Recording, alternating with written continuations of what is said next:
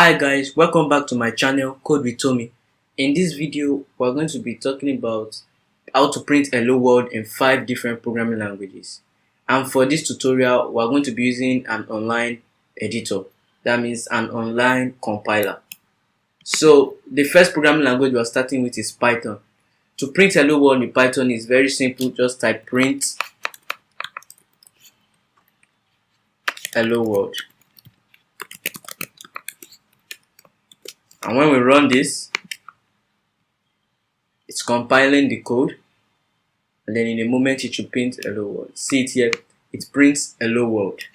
Now let's move straight into the next programming language, which is Java. Now in this programming language, to print hello world, what we need to do is to type in the main function. We need to type system dot out dot println, then we open a bracket, and then we put hello world.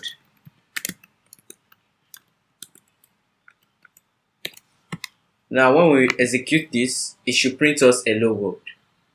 You see it here, it gives us hello world. Now that's how to print hello world in a Java code. Now let's dive straight into C++. Now to do it for C++ in the main function, you need to type std, then 2 colons, then you need to type count, and then you leave a space and type this sign, and then we can type our code, our text, hello world.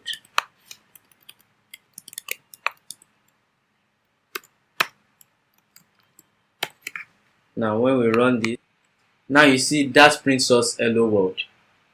Now the next one we are going into is Ruby. Now to print hello world in Ruby, all we need to type is puts and then hello world. Now let's run this.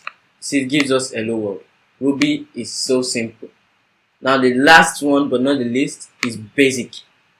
Now to type hello world in basic is also simple. All we need to type is just print. It's kind of similar to Python, but this one needs to be in capital letter. Hello world.